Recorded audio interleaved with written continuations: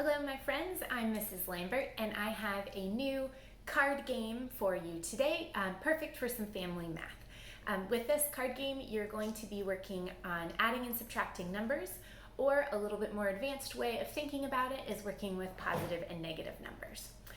Okay, so to get started, you're going to need 2 to 4 players and a standard deck of cards. Which cards you use from the deck will determine the difficulty of your game.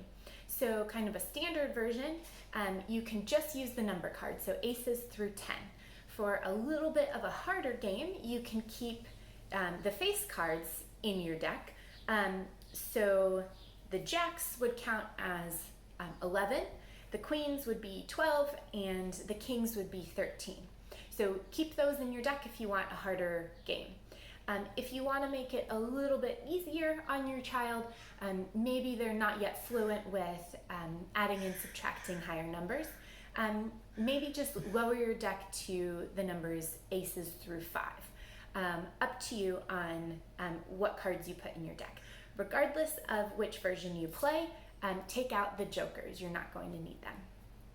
Okay, so once you've determined which cards are staying in your deck, you're going to deal out 2 cards to each player. And then you're going to put the remaining cards in a draw pile in the center of your table, and you're going to flip over 1 card. Okay, so the goal of the game is to try and make the center pile of cards equal 1.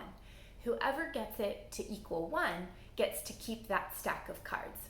And at the end of the game, whoever has the most cards wins. Okay, so I'm going to flip over my cards and my partner's cards here so that you can see what we're holding so that you can play along with us. If you're playing at home, of course, you'd like to keep your cards secret. Okay, so I have an 8 and a 4, and my partner here has a 6 and a 5. Okay, so the goal is to try and get the center to equal 1. Now, you might not make it equal 1 right on your turn. It might take a couple turns, and that is okay. And you can choose whether the card in the center of the game when you're starting starts out as a positive number or a negative number. To make it a little easier for your younger kids, you don't have to worry about the negative numbers. Just always keep it positive.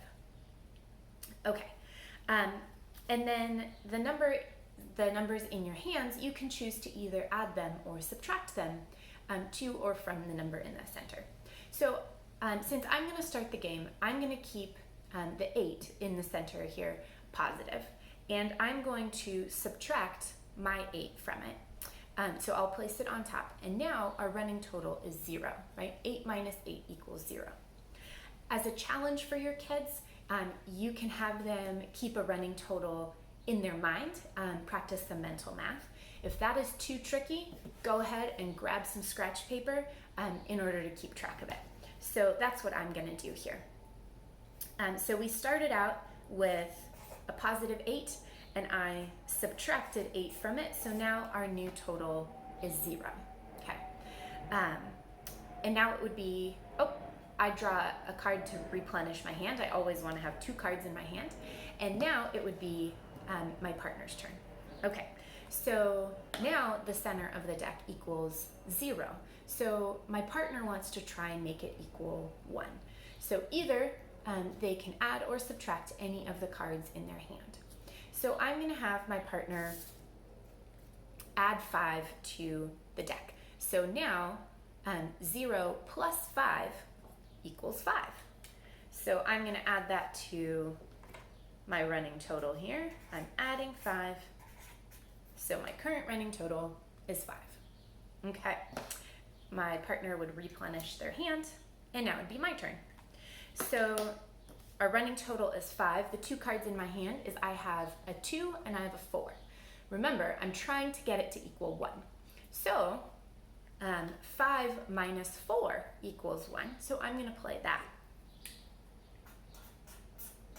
And since I was the player who got the center to equal 1, I get to keep this stack of cards and put it in my keep pile. Okay, so I would replenish my hand, and I would place a new card in the center, and now it would be my partner's turn, and we would keep playing. Because my partner is now starting with the new card in the center, he or she can decide if they want to make that one positive or negative, right, to begin with. And then we would continue either adding or subtracting our numbers. Once again, the next player who would make the center stack equal 1 would get to keep that pile. We would keep playing back and forth until our entire draw pile would disappear, and there would be no other way to make 1. And then we would count up all the cards in our keep pile, and whoever had the most cards would win the game. So that is how you play the chosen one. Like I said, you can make it harder or easier by either adding more cards into the deck or taking cards away. One way to make it a little bit easier for your kids who aren't yet familiar with negative numbers is, let's say your card in the center is a 3, and you decide that you want to subtract 6. Right? For older kids, you can go down into the negative numbers and have your center card now equal -3. For younger kids, cap it at 0. If they're not familiar with the negative numbers, just have, if you subtract a larger number from a smaller number, just have your running total equal 0.